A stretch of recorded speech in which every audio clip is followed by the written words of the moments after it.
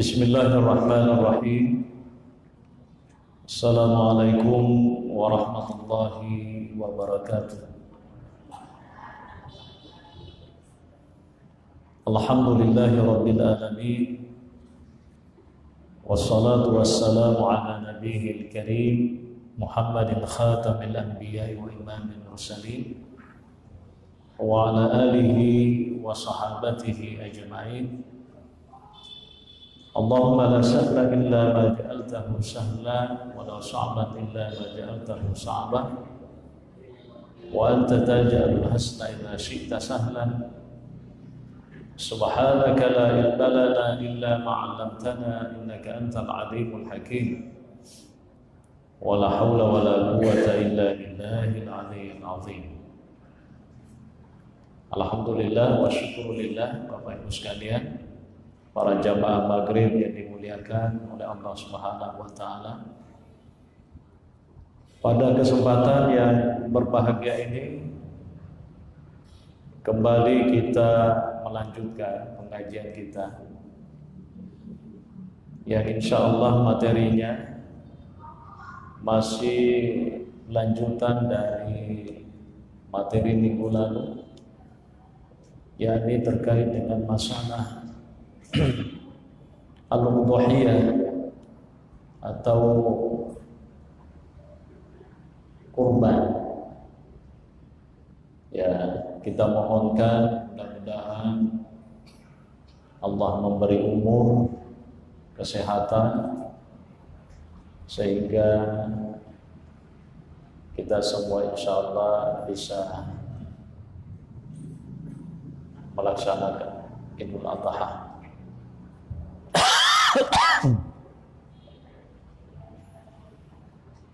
Yang kita akan bahas di sini adalah syarat-syarat daripada hewan sembelihan.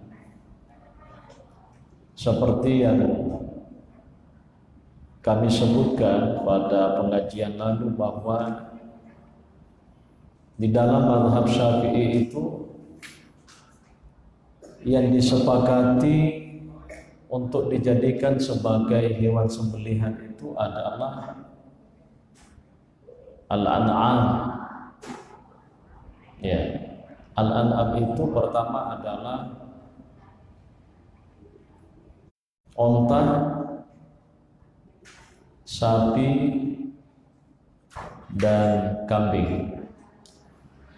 Ya, onta juga banyak macam-macamnya, sapi juga ada, begitu juga kambing, ada kambing domba, ya. Itu semuanya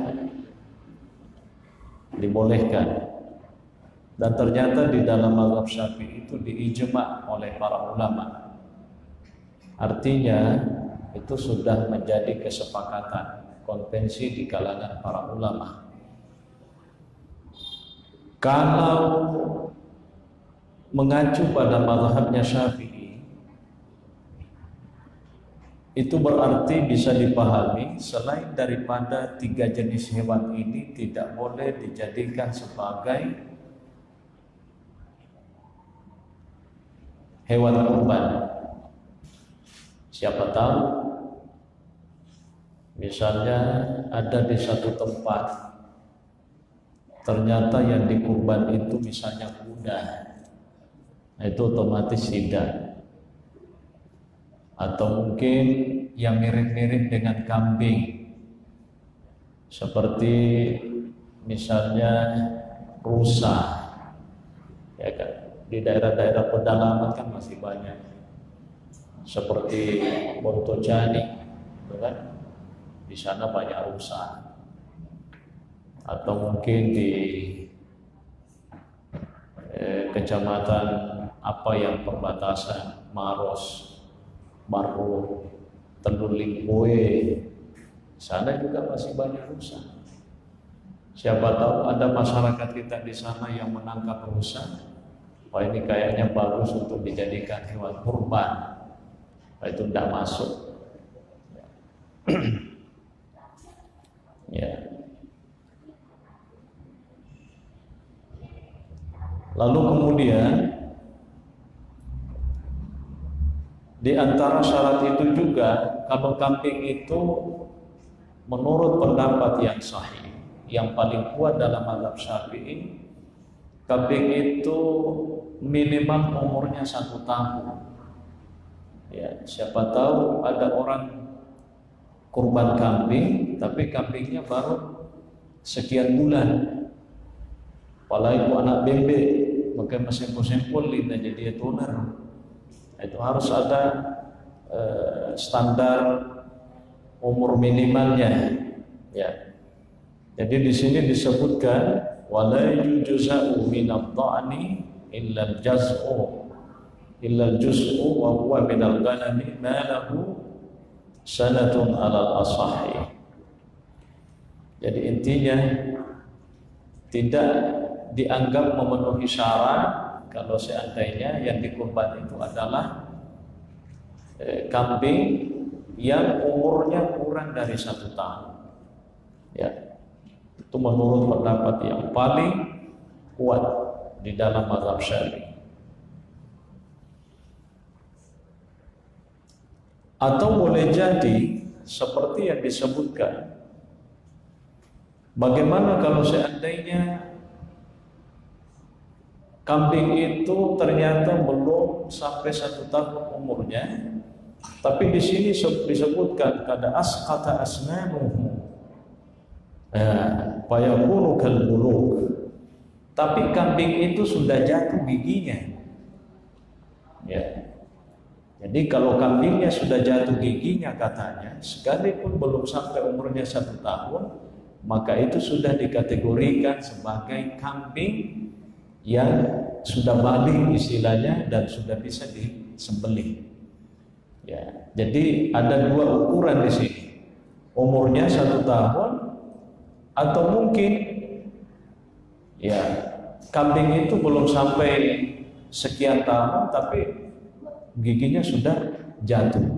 Tentu saja jatuh giginya di sini yang dimaksud bukan karena kecelakaan misalnya. Kambingnya jalan, tiba-tiba ada sesuatu yang menimpanya, mendui isinya, maka dia digere. Misalnya yang maksudnya siapa tahu dia jatuh kena benda berat, lalu tercabut giginya, ya itu bukan itu yang dimaksud. Tapi itu jatuh dengan sendirinya begitu. Ya.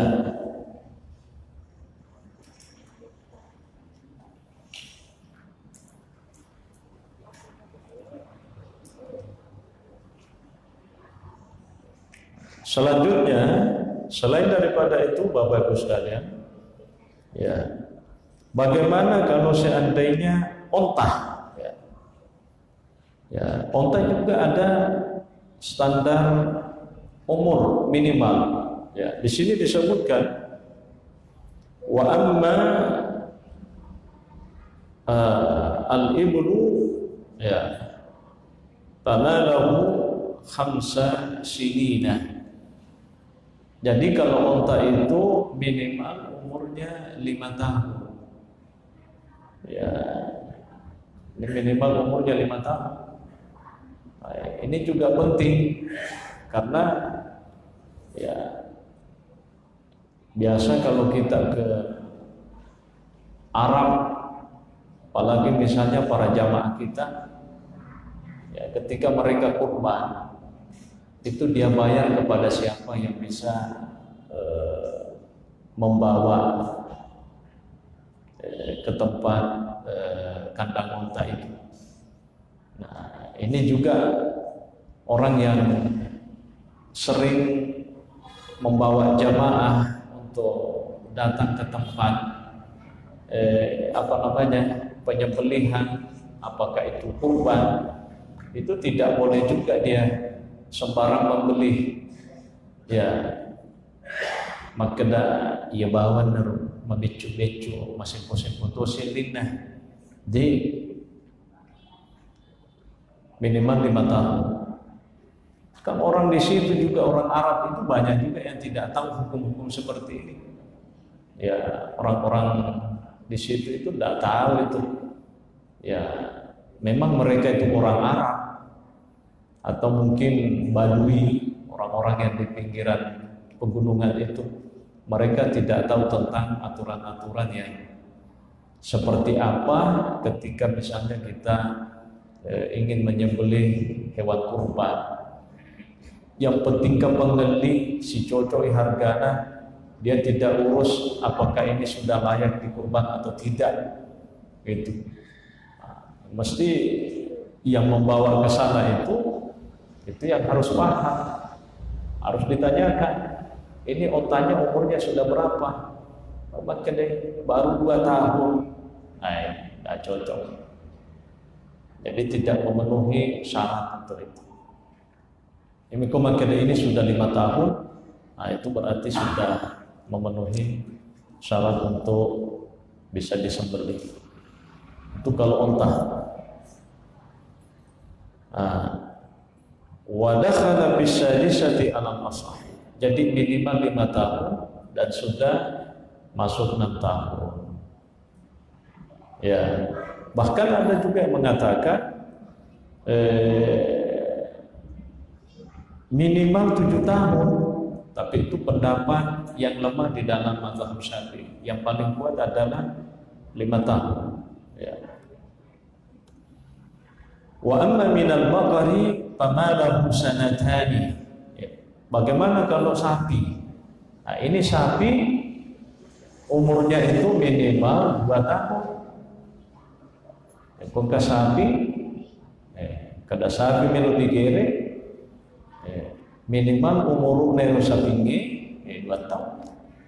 Jakam di generasi kuaro, kira-kira 2 tahun itu apakah tanduknya sudah muncul atau tidak? Ya, ini kisah pindah bisa. Nah, kita bawa ke iya sapingi minimal sudah sekian umurnya. Di bangsa tadi bisa. Jadi kita bawa ini sapinya sudah memang sudah 2 tahun minimal umurnya. Ya. Wa dakhala fi thalithati al-asah. Ya, wakila ma dakhala fi rabi'ah. Tapi ada yang mengatakan yang masuk 4 tahun, tapi ini pendapat lemah dalam mazhab Syafi'i. Yang paling kuat itu 2 tahun standar minimal. Jadi ya biasa lah pakai mapabuti tapi biasa. Kira-kira umur usia agar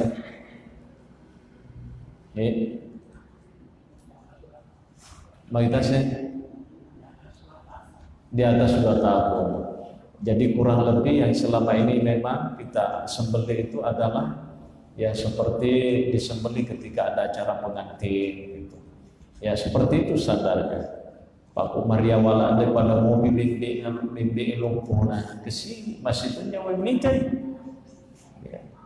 Rolo becu mau kesi masih mau punya wanita lo di digere. Taruh yo peke ya. Minimal standar 2 tahun itu baru. Karena sesungguhnya kenapa ada aturan-aturan seperti ini yang disampaikan oleh para ulama? Ya, tujuan utamanya itu adalah agar hasil dagingnya itu banyak gitu. Kok anak-anak sapi kesih cek lah dagingnya. Ya, tapi kok madongke-dongke ini itu berarti kan dagingnya sudah lumayan banyak dan itu bisa dibagi gitu. Kok beco mobi daripada siaga dagingnya dan itu tidak bisa dibagi ke banyak orang ya. Itu salah satu hikmahnya. Wa'lam annahu la farqa fil ajsa'i bainal unsa wal dzakari. Di dalam mazhab Syafi'i juga tidak dibedakan antara hewan betina dengan jantan. Ya, Jadi komelo ki magere sapi, kita muga digere sapi komba ero birangi, apakah mesti lain pada jadi? Jadi siapa tahu tidak ada sapi jantan yang dijual, yang tinggal adalah sapi betina. Bolehkah sapi betina dijadikan sebagai hewan kurban? Boleh, boleh saja. Ya, jadi tidak dibedakan antara betina dengan jantan. Yang penting dendre umurnya itu minimal 2 tahun. Ya. Tapi kalau ada yang jantan, ya jantan. Kode gagal, ya, biasa sapa ki sapi, wah lewat itu susah nama sapa. Ya, tapi dengar-dengar kita di Bone ini malah justru istilahnya kebanjiran sapi. Buktinya banyak sapi yang dibawa ke luar daerah, dipasarkan. Ya, bahkan ya di Bone ini salah satu yang menjadi percontohan adalah ternak sapi. Ada di daerah Telusian Tinggi. Di sana masyarakatnya masya Allah. Ya, jadi kalau sapi kita mau sembelih, rasa-rasa itu lama susah. Ya, stoknya banyak. Tetapi ya di sini disebutkan az-zakaru afdalu ala rajih, ya asyabu atyabu lahman. Ya. Jadi secara umum dalam mazhab Syafi'i itu ya dijelaskan bahwa sapi jantan itu jauh lebih afdal dijadikan sebagai hewan kurban ketimbang yang betina. Tapi ada di sini yang dinukil dari Imam Syafi'i. Wa nukila an Syafi'i annahu qala al-unsa ahabbu min adh-dhakari wa huwa muawwalun ala jaza'is saidi. Ya, ada yang dinukil dari Imam Syafi'i yang mengatakan bahwa yang betina itu lebih dia suka ketimbang yang jantan. Tapi ulama-ulama Syafi'i menjelaskan bahwa yang dimaksud dengan penjelasan Imam Syafi'i bahwa yang betina lebih afdal daripada yang jantan itu sebagai penjelasan bagi yang kena denda. Ya, denda misalnya karena dia misalnya di dalam ihram dia membunuh binatang-binatang. Ya kan dilarang orang kalau dalam keadaan ihram membunuh hewan-hewan itu. Tapi kalau dia membunuh hewan dan dia kena denda, maka dendanya itu lebih baik kalau seandainya dendanya sapi, maka sapi itu yang betina. Ya, jadi itu ditakwil.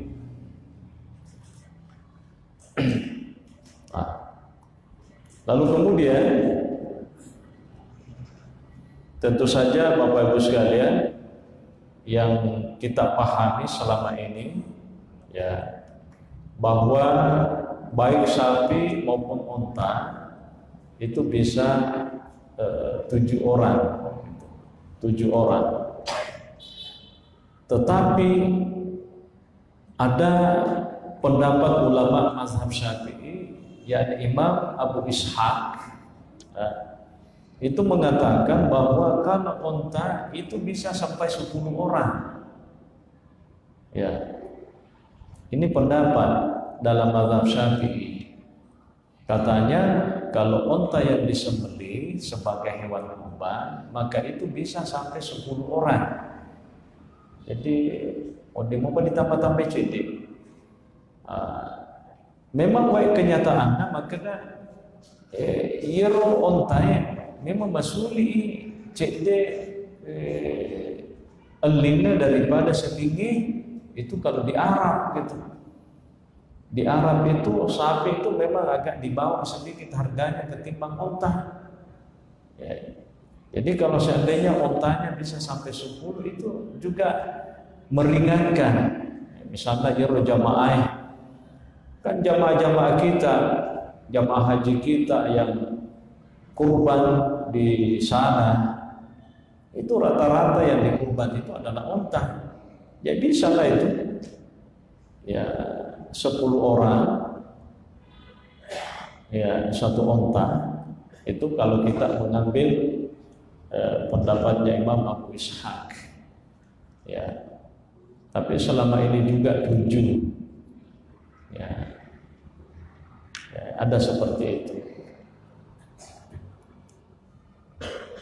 Lalu kemudian hewan-hewan apa saja yang tidak cocok untuk disembelih, sekalipun itu sapi atau unta atau kambing ya.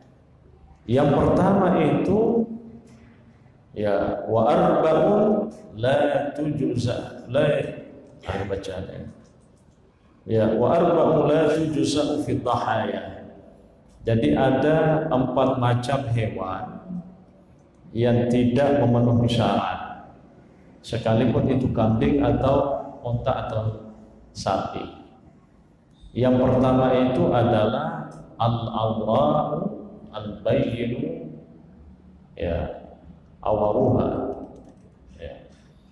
Jadi sapi yang sedikit bermasalah matanya ya, jadi magasalam ya dia ada kecacatan dari segi penglihatan ya. Jadi itu tidak boleh ya. Lalu kemudian wal arja al bayinu arajuha kepang ya. Tapi itu dari awal begitu ya, semula janji dia pincang, kasihan ya. Itu yang begitu tidak cocok. Sama dengan al-aurat ya, yang apa namanya ya ya bermasalah penglihatannya ya, mangololokuru tapi irunete ya, mangololokuru sapina tapi irunete kok ya, agak sidana roh bicara gina ya, jilungi magero sidana, itu yang dimaksud ya.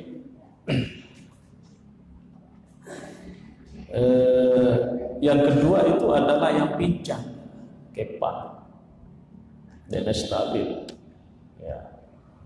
Wal maridatu ya al-bayyinu maraduha, yang sakit ya.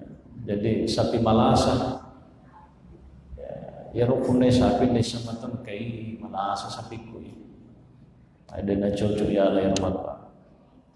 Wal ajfa'u allati dhahaba mukhuha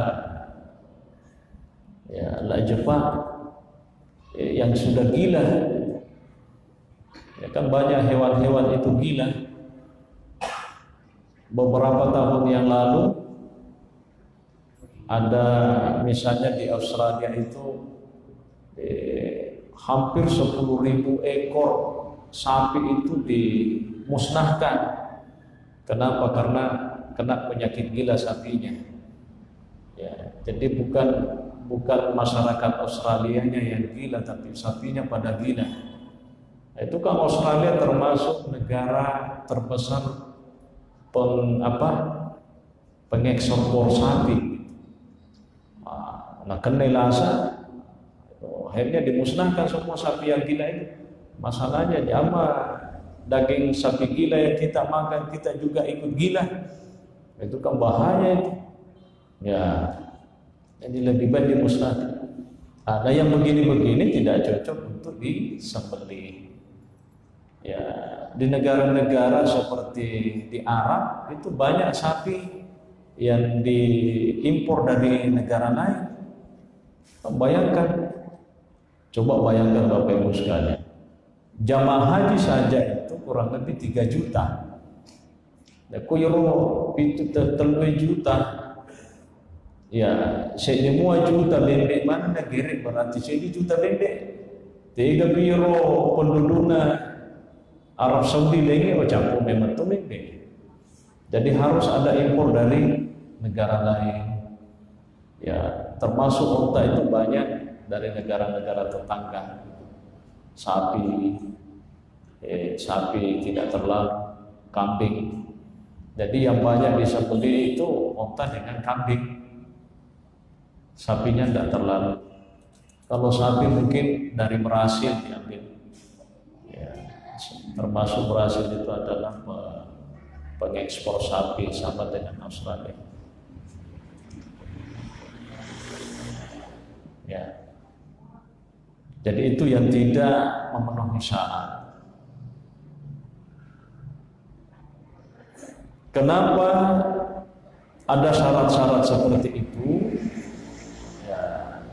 Karena itu paling tidak supaya dagingnya itu juga sehat. Jadi kok malah saya wagage apa digere, wah itu nanti bisa menimbulkan penyakit. Kira begitu. Ya. Jadi itu salah satu alasannya. Ya.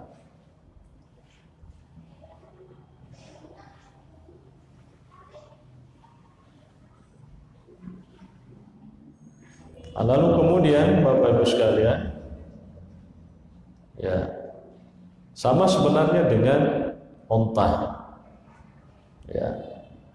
Jadi onta, sapi, dan kambing itu tadi secara umum irodin syarat-syarat apa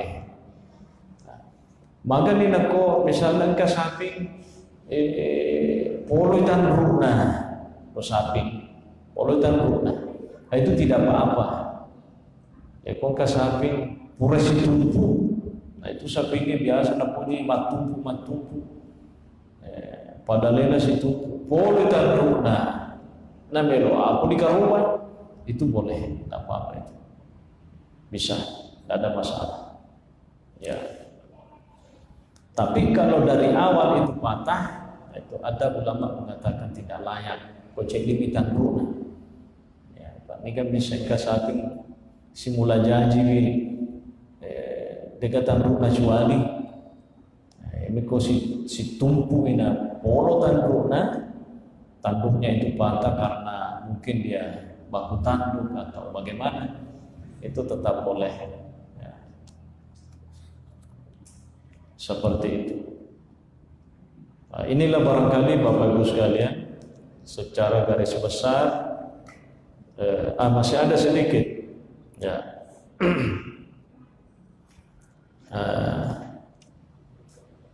Bagaimana kalau telinganya terpotong? Nah, itu juga tidak boleh. Atau terpotong ekornya. Jadi nasa beruntak wala tujusahu maqtu'atul udhuni awi adzana. Ya.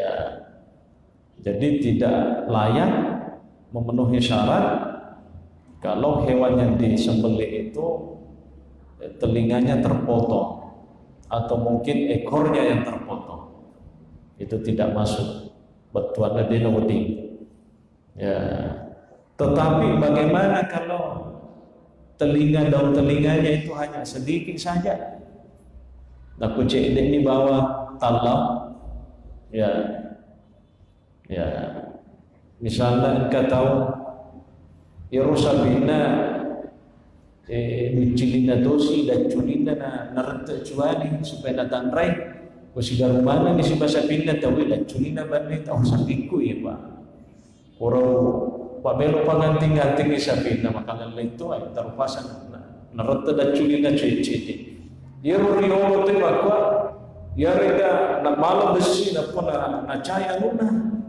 Popana baik di rumahku. Isesa sampingnya kau di pelangi masih nak dica mana? Popana kasi, ya lagi tato. Dari panrasa samping rumahku kamai. Ya, tapi biasa tu darata dah curi nasi. Demang gagak makan. Itu bisa dijadikan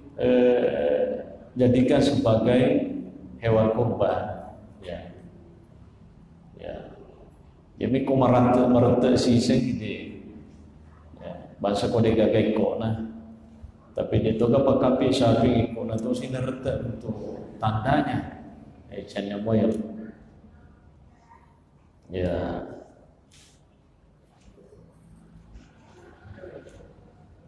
Bagaimana? Ya. Jadi walijusa'ul khasi agak sih. Ada al-khasi wa maksurul qarni. Ya, tak ada pengenggak meraja. Bagaimana kalau sapi itu ini yang jantan, tapi tidak ada dekat kebetulan sedang. Ya, odigan. Jadi nasa buruta kue. Ya, wa yujza'u al-hasiyu ay maqtu'ul unsayaini.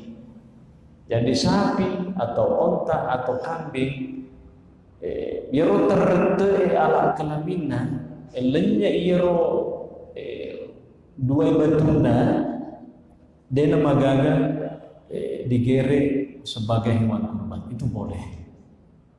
Ini kan bisa ini ya proses tunru sitanru nakenai lamarubah. Akhirnya kan gimana? Itu boleh bisa dijelaskan di sini. Jadi maktu'ul unsayain ya itu dibolehkan di dalam mazhab Syafi'i. Ya.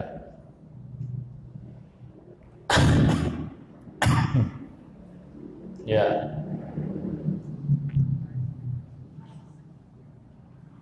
Begitu juga itu tadi yang patah tanduknya boleh. Jadi pura didendai rapi kan ya. Yang terakhir Bapak Ibu sekalian, kapan disembelih? Ya, min waqti salatil Eid ila ghurubi syamsi min akhiri ayami at-tasyrik.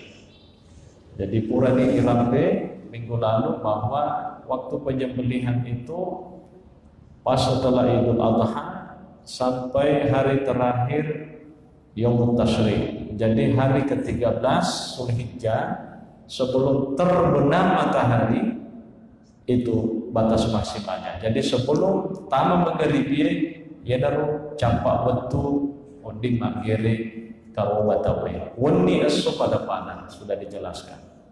Apa doanya selama ini yang kita baca?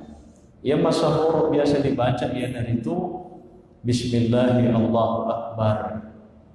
Tapi ulama-ulama kita termasuk di dalam mazhab Syafi'i itu ada yang mengajarkan jadi kudu magere maka deki Allahumma hadza minka. Ya Allah ini dari Engkau wa ilaika dan akan kembali kepadamu. Ya fataqabbal minni maka terimalah dariku ya Allah. Jadi persembahannya. Ya Allahumma hadza minka wa ilaika fataqabbal minni. Ya kama taqabbalta min sayyidina Muhammadin. Seperti yang engkau telah terima dari Nabi kami Muhammad sallallahu alaihi wasallam. Bentuannya Nabi takapura makarumah rumah.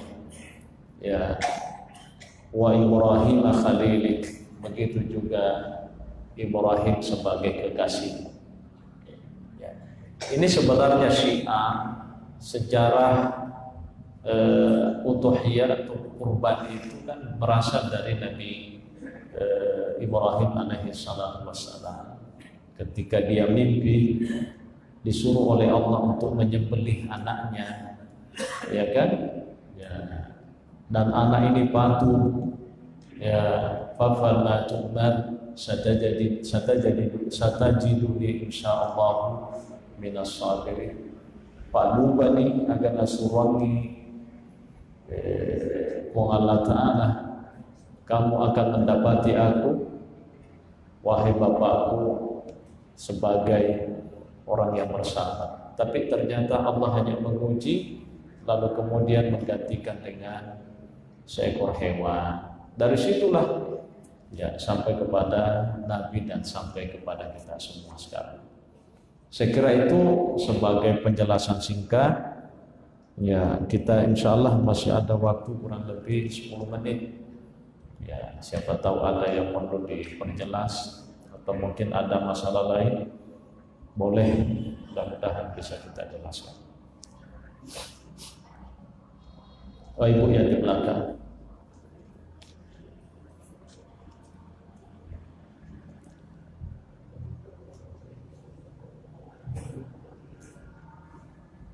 Bismillahirrahmanirrahim. Assalamualaikum warahmatullahi wabarakatuh. Mengenai tema pagi ini ada beberapa hal yang saya tanya Pak Ustaz. Mulai yang pertama adalah jika kita berkorban untuk saya sendiri kami telah melakukan tidak memotong rambut sampai pada hari raya Idul Adha. Yang saya ingin tanyakan itu adalah wajibkah jika kita berkorban menyaksikan hewan itu dipotong pertama, yang kedua kira-kira kita yang itu membahas apa saja pada saat kita menyaksikan dan apa kira-kira sunahnya yang kita peroleh pada saat kita berkorban. Yang kedua, dalam berkorban kita juga berkorban. Ibaratnya kita ingin syukuran dan budaya. Apakah kita diwajibkan juga untuk memotong seperti ayam atau kayaknya dari itu baru kayak kita secara berkorban. Terima kasih. Assalamualaikum warahmatullahi wabarakatuh. Waalaikumsalam. Yang saya pahami dari pertanyaan yang kedua, kita mau syukuran Bu ya. Mau syukuran ya silakan. Mau motong ayam boleh, tidak ada masalah. Biqadril mustata', sesuai dengan kemampuan. Ya, biqadril mustata' boleh. Ya. Jadi boleh. Di samping kalau kita berkorban juga tidak apa-apa. Nah, yang pertanyaan pertama itu ya mengenai masalah bolehkah memotong kuku atau rambut. Saya sudah jelaskan minggu lalu bahwa persoalan ini diperselisihkan oleh ulama. Memang ada sebagian ulama mengatakan bagi yang ingin berkurban itu haram baginya memotong kuku dan rambutnya. Itu di dalam mazhab Hambali begitu. Ya, jadi komasabana dekuruta Imam Ahmad bin Hanbal dipakai memang begitu. Dan hadisnya itu juga yang dipakai oleh ulama yang lain. Jadi memang ada hadis yang mengatakan bahwa ketika nampak bulan Zulhijjah, lalu kemudian di antara kalian ada yang ingin berkurban, maka sebaiknya jangan, kata Nabi, memotong kuku dan rambutnya. Ini yang diperselisihkan ulama. Apakah hadis ini menunjukkan wajib atau tidak? Mazhabnya Hanbali memahami hadis ini kalau memang itu hukumnya wajib, jadi haram hukumnya. Ya, tapi mazhabnya Syafi'i dan Maliki itu mengatakan hanya disunahkan. Artinya memang lebih afdal tidak memotong rambut ataupun memotong kuku. Bahkan ada pendapat yang lain bahwa itu tidak dianjurkan. Itu mazhabnya Hanafi. Jadi artinya begini, terserah Nabi kita, apakah kita mau pakai yang mengatakan sebatas sunnah saja atau mengatakan haram, ya terserah.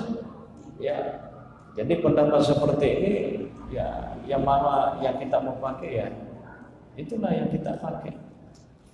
Nah, ada satu hal yang perlu juga barangkali saya sampaikan, bahwa kurban itu bisa sekaligus disatukan dengan akikah. Itu dalam mazhab Hambali dibolehkan. Misalnya begini, hari ini ada orang melahirkan, ya kan? Dia melahirkan. Nah, nanti kan pas 1 minggu kemudian Idul Adha, itu boleh dia sekalian akikah plus hewan yang dijadikan akikah itu juga kurban sekalian. Podi makuaru itu menurut pendapat mazhab Hanbali. Imam Ahmad sendiri menyatakan hal seperti itu. Kalau itu boleh digabung jadi cicembeni. Ya makarawatuni makpak gula bituni ya maturu bawa bembe lagi cidie. Ya itu include, itu boleh. Ya, tapi kumasagi lagi kada ini kan lentongi ini ya alhamdulillah ada apa-apa. Ya kalau memang kita tidak seperti itu. Ya. Masih ada yang Ustaz? Harusnya kita hadir untuk melihat pemotongan dan apa kira-kira yang dibahas pada saat kita menyaksikan dari jadi menghadiri pemotongan itu tidak mesti. Tapi kalau kita mau datang ya nggak apa-apa juga. Apa bacanya? Ya sudah itu tadi baca tadi. Allahumma hadza minka wa ilaika, ya Allah sungguhnya hewan ini dari Engkau dan akan kembali kepadamu. Fataqabbal minni, maka terimalah dariku. Ya, karena kita ini kan mau berguru, terimalah dari kama taqabbalta min nabiyina Muhammadin sallallahu alaihi wasallam, seperti hanya Engkau telah menerima ya hewan kurban dari Rasulullah Muhammad, ya wa Ibrahim khalilik, dan begitu juga Ibrahim kekasih. Itu yang dibaca. Kalau tidak bisa dilafadzkan Arabnya, sudah dalam hati, ya Allah sesungguhnya hewan kurban ini atas dasar nikmat yang Engkau berikan kepadaku, maka terimalah ya Allah. Betul. Ya. Begitu saja, cukup. Kasih.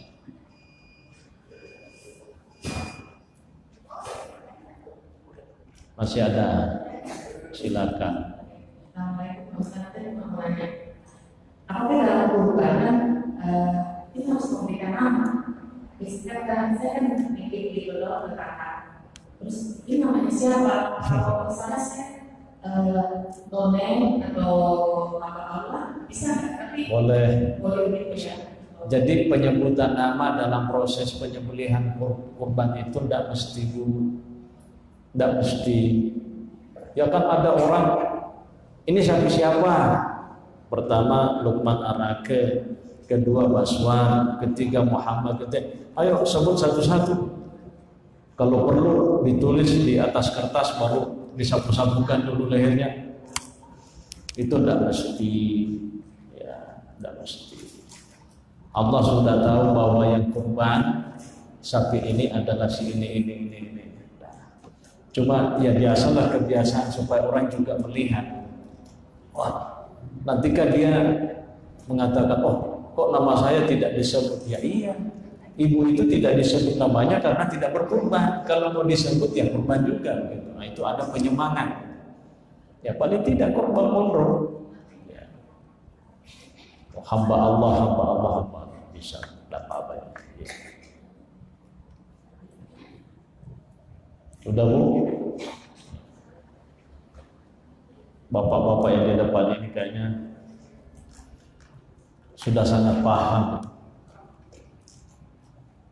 Oh ini Sedang bersama kita.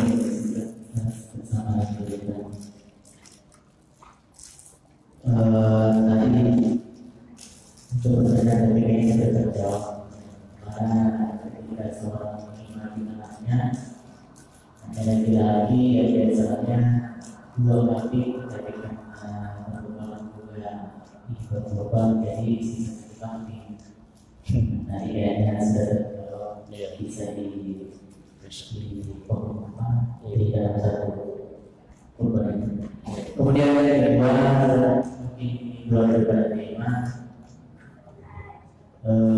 kalau kita melihat postingan di media sosial terkait seorang ustaz yang menyampaikan ilmunya ketika seseorang setelah sholat salam kemudian ustaz buka setelah salam dalam sholat ustaz buka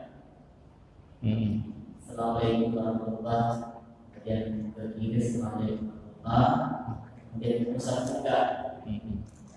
Ini perbuatan menemukan postingan atau ustaz yang bahwa tidak menemukan Nabi perbuatan sahabat menemukan. Namun di sini kami secara pribadi memperjelas karena anjur di sekolah berpendapat mungkin itu tidak perlu dalam formal, tapi dia ada doa khusus setelah salam itu. Mana kami mendapatkan bacaan doa adalah Bismillahirrahmanirrahim Allahumma barik lana ya Bismillahirrahmanirrahim Allahumma hadi wal azan yang penting mampir tinggi Allah yang ujungnya akan berpahala daripada usaha dan kesedihan. Dan yang diajarkan tidak usah nanti untuk mengisyaratkan dengan doa.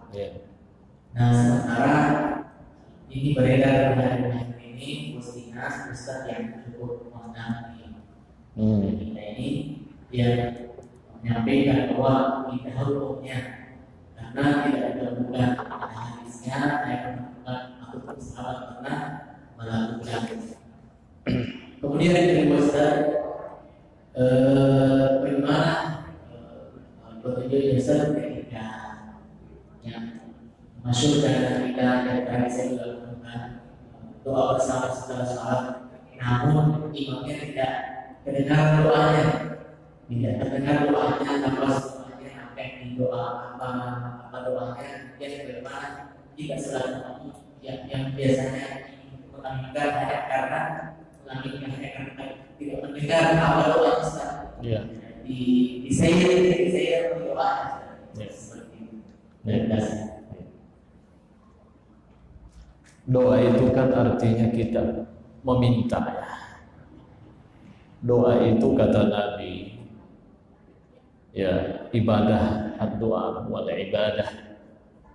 Ad-doa kata ulama itu adalah talabun minal adna ilal a'la. Permintaan dari bawah ke atas, dari seorang hamba yang begitu hina kepada Allah yang begitu agung dan mulia. Ya, saya ingin menjelaskan begini. Tidak semua yang tidak dilakukan oleh Nabi itu langsung dikategorikan bid'ah. Hati-hati.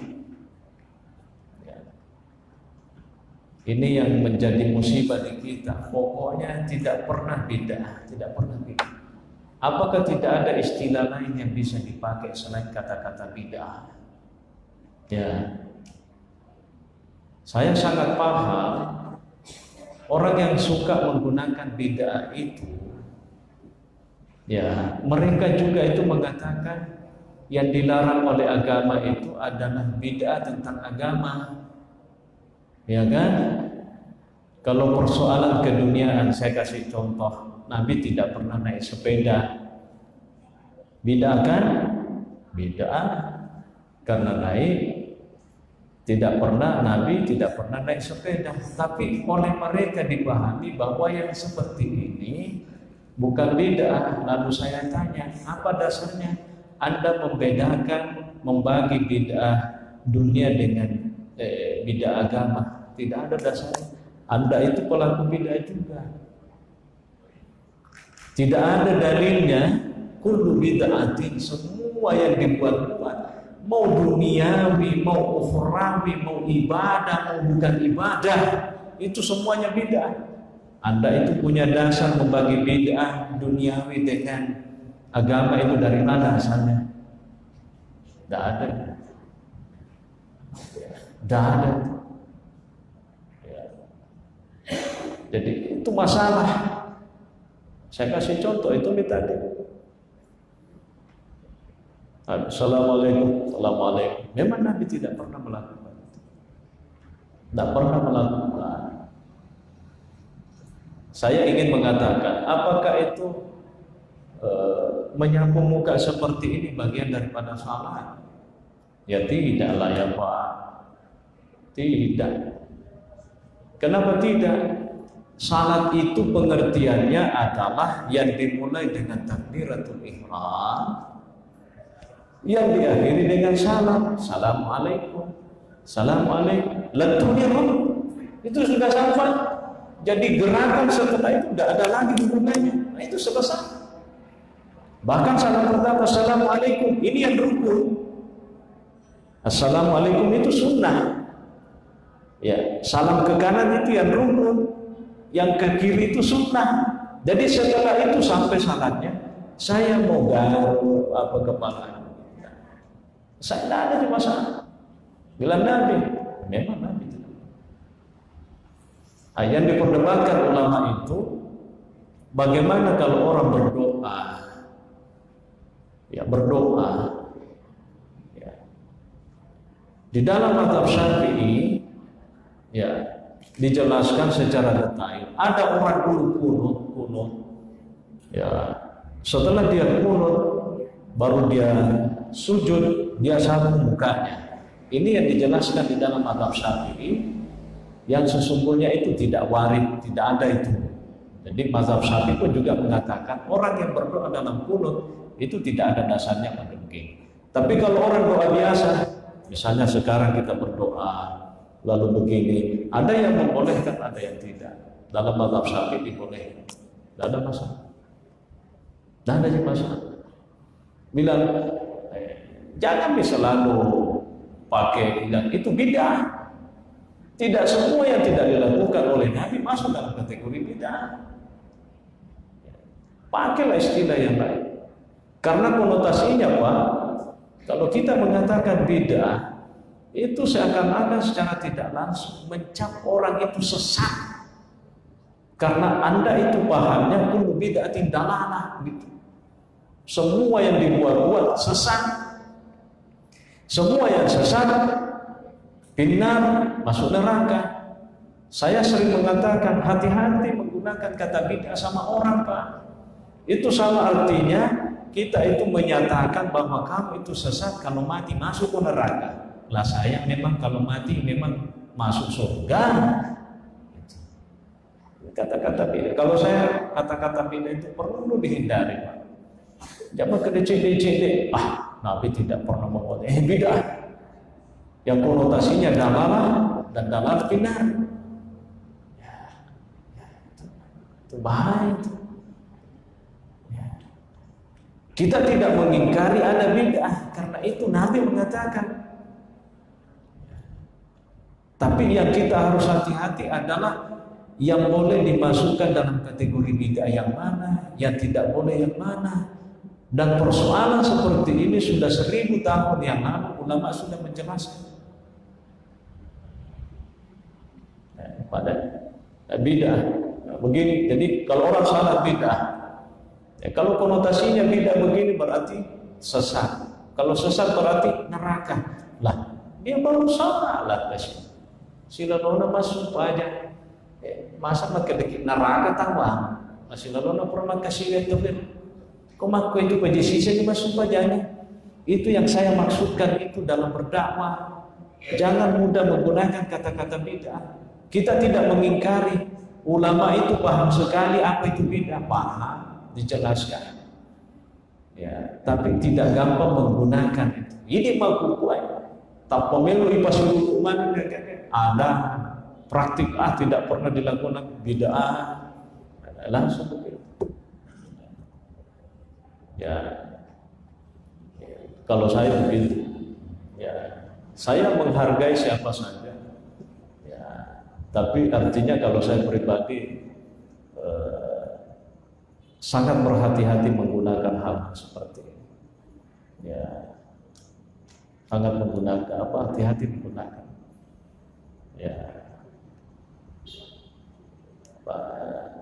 Kalau orang ya begitu ya. Dan Nabi sebenarnya dididik oleh Allah itu. Dan itu ada peringatannya loh. Ya. Banyak ayat mengingatkan kepada kita orang-orang Islam untuk tidak mudah ya menuduh orang-orang Islam itu orang-orang sesat. Itu di warning oleh Tuhan Allah Subhanahu wa taala dalam Al-Qur'an. Jadi itu artinya kalau kita mudah menggunakan kata-kata bid'ah, itu seakan-akan kita mempermudah ya orang itu ya menuduh kalau dia itu sesat. Karena saya sangat tahu orang yang selalu menggunakan kata-kata bid'ah itu prinsipnya kullu bid'atin dalalah. Semua yang dibuat-buat, perkara yang dibuat-buat itu semuanya sesat. Dan endingnya wa kullu dhalalatin finnar. Semua yang sesat itu masuk neraka. Jadi kita kalau di sini ada pelaku bid'ah, berarti tidak ada gunanya kita masuk di masjid. Ya kan? Upulin rumah sumpahnya bid'ah matu, batuan neraka matu di runtuh matu. Pajak lebih baik menurutku dimulai. Dakwah seperti itu menurut saya itu saya tidak tertarik terus, tidak tertarik. Sama dengan doa jamaah, bid'ah itu bid'ah lagi kan. Padahal kalau dibaca sejarahnya Nabi, ya sangat jelas. Jangan ditaksis. Jangankan Nabi kan bukan itu. Nabi kalau khutbah kan doa, Allahumma firil mu'minina wal mu'minat wal muslimina wal muslimat al-ahya'i minhum wal amwat. Itu doa jamaah, Pak. Tapi orang yang begini-begini kalau ditanya, kan itu khutbah. Terus kalau yang habis salat itu kan lain. Apa dasarnya membedakan yang di sana dengan yang di sini? Apakah Nabi mengatakan, "Hei, kalau mau khutbah, kalau mau doa bersama hanya boleh kalau dalam khutbah. Tapi kalau setelah salat tidak boleh." Ada dalilnya? Saya tantang, ada dalilnya? Tidak ada dalilnya. Tidak ada dalilnya. Jadi Anda sendiri itu yang membuat-buat. Karena Anda mengatakan ini yang boleh, ini yang tidak. Itu taksis. Ya, ulama usul fikih mengatakan at-takhsis bila mukhassis, mengkhususkan sesuatu yang tidak ada pentaksisannya, tidak boleh. Apa dalilnya kok boleh? Malah kalau kita mau jujur, ya, malah kalau kita mau jujur, doa bersama itu ada dalilnya, Pak. Ada dalilnya. Saya ulangi, doa bersama itu ada dalilnya, Pak. Dan bukan hanya satu dua ulama ahli hadis yang meriwayatkan hadis itu. Imam Al-Hakim, seorang ulama besar dalam ulama besar hadis, menulis kitab namanya Al-Mustadrak. Itu kitab hadis. Imam Abu Daud dengan Sunan Abu Daudnya diakui sebagai seorang ulama hadis, itu meriwayatkan doa bersama. Apa doanya? La yajtami'u malam wa yad'u ba'duhum wa yu'minu ba'duhum illa ajaba Allah. Tidaklah berkumpul beberapa orang lalu di antara mereka ada yang berdoa, yang lainnya mengatakan amin, kecuali doanya diijabah oleh Allah. Sekarang saya tanya, Bapak itu melarang doa jamaah, apa dasarnya? Apa dasarnya? Tidak ada dasarnya. Tidak ada dalilnya. Justru dalilnya ada kalau doa berjamaah. Jadi begitu saja intinya. Orang Arab itu kebiasaannya memang dia tidak doa bersama. Kenapa? Karena mereka itu paham doanya. Ini bisa berdoa dengan lafaz bahasa Arab yang fasih, Mungkin imam bisa, 1-2 orang bisa, tapi kebanyakan tidak bisa. Ya, jadi begitu. Ya. Saya ingin mengatakan kalau teman-teman yang tidak mau berdoa bersama karena tidak ada dalilnya, kalau saya perlihatkan dalilnya, apakah Bapak mau berdoa bersama? Karena Bapak mengatakan selama ada dalil saya ikuti. Perlihatkan, ini kitabnya, ada dalilnya di kanan. Ada orang tidak peduli dia suka dengan dalil, padahal dia prinsipnya tidak ada dalilnya, tidak boleh dilakukan. Sekarang saya perlihatkan, ada dalilnya. Ini dalilnya, hadis ini. Mau diikuti? Bilang tidak, ya berarti Bapak itu bagaimana? Katanya dalil, ini dalilnya ini.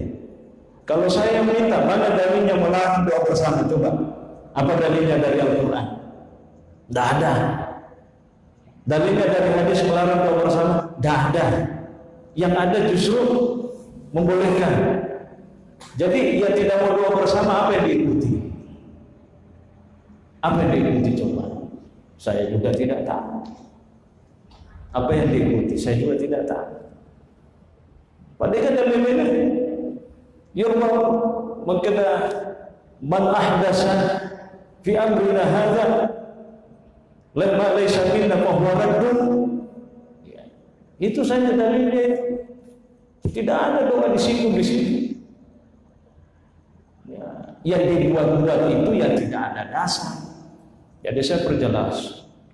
Yang dimaksud Bapak Ibu sekalian dengan bid'ah di dalam Islam itu adalah satu perkara yang dibuat-buat yang memang tidak ada dasarnya sama sekali. Baik dari Al-Quran, hadis, ijma, qiyas, dan banyak lagi sumber-sumber hukum yang lain. Ada maslahah mursalah, ada istishab, ada syar'u man qablana, ada urf, ada. Banyak sekali. Ya perlu dipahami. Ini perlu dipahami nih sumber-sumber hukum ini. Quran, hadis. Yang selama ini kita pahami tidak ada dalam Al-Quran, tidak ada dalam hadis, selesai. Nah, ini orang tidak paham. Karena yang dianggap sebagai sumber hukum itu cuma Al-Quran dan hadis. Pokoknya dalam Al-Quran dan hadis tidak ada, selesai. Mau di apa ini ijma, mau di apa ini qiyas, mau di apa ini maslahah mursalah, mau di apa ini istishab, mau di apa ini syar'man qablan, mau di apa ini uruf, mau di apa ini adat. Banyak sekali, Pak. Banyak sekali. Ya.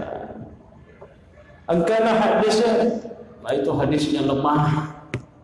Nah, bagaimana Anda mengatakan lemah? Nah, Imam Abu Daud mengatakan sahih. Bilang ya lemah. Kita ini tahu makhluk Pak, tak pun nggak marah aja.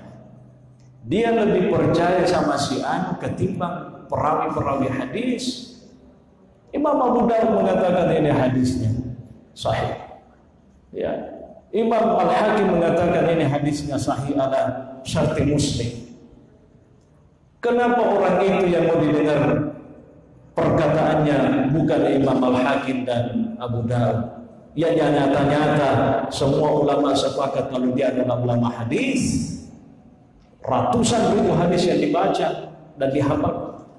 Seorang ulama hadis itu Imam Bukhari, Imam Muslim itu kurang lebih 600.000 hadis Pak yang dihafal. Bayangkan, lebih 600.000 hadis yang dihafal. Dek napala mawami nismana dari Nabi, dari ini an dihafal semua. Ya, terus terang lagi, saya tidak menghafal satu pun hadis. Ya, dek hadis wahal aja. Kalau dengan sanadnya, tapi kalau matanya banyak. Ya. Tapi kalau sanadnya, saya tidak ada hadis saya hafal satu pun. Nah, sahabat ini hadis dari Nabi, sahabat ini sampai ke Bukhari. Tidak saya tahu. Jadi matan Nabi bawa, konin Nabi bawa hadis saya hafal. Ya, tesnya hadis itu saya hafal, tapi hadis itu dari Imam Bukhari didengarkan dari gurunya siapa, lalu dari siapa, lalu dari siapa, lalu dari siapa ke siapa ke siapa ke siapa ke siapa sampai kepada Nabi, saya tidak tahu. Taruh. Ini maku kue bandar. Ini hadisnya lemah. Padahal sesuai selera. Kalau belajar tidak begitu, Pak. Ya, jangan selera, hadis itu bukan selera. Maka dia melemah hadis yang sampai dia pada pemahaman nah. Pada niru kayak ini hadisnya doa jamaah itu lemah. Kenapa dia lemah? Karena dia tidak mau doa jamaah. Itu prinsipnya. Itu susah kalau begitu, Pak. Saya minta maaf, susah kalau begitu. Ya. Intinya mau doa berjamaah boleh, mau tidak apa-apa. Tidak apa-apa. Ya, tidak masalah. Ya. Alhamdulillah, Pak, saya di Arab 15 tahun. Tidak pernah dipersoalkan hal seperti ini. Ya, 10 kali 5 tahun di tanah Arab. Tidak pernah dipersoalkan begini. Bid'ah pun juga hampir saya tidak pernah dengar di sana. Umumnya di kampung Thai. Padahal di Arab itu, Pak, di Arab. Ya, lewat kencana pun dimulai daripada di Arab. Iya, Pak, tak ada pernah maraja. 10 kali 5 tahun ya ke tanah Arab. Dan kau mungkin tidak pernah, Pak. Tak pernah maraja. Utami di kampung tak makan cai di sekadar magai. Saya tidak tahu juga kenapa bisa. Allahu a'lam. Mari kita belajar baik-baik. Semakin kita paham agama, insya Allah semakin kita tidak mudah menyalahkan. Semakin kita paham agama, semakin tidak mudah menyalahkan. Orang yang paham agama pasti akan semakin bijak. Itu yang saya dapatkan dari guru-guru yang pernah kami tempat belajar. Orang yang suka menyalahkan, apalagi sampai menyesatkan, itu orang tandanya dia dapat disenang. Tanda apa marah. Cedek salah itu dia dapat disenang. Al-Fatihah.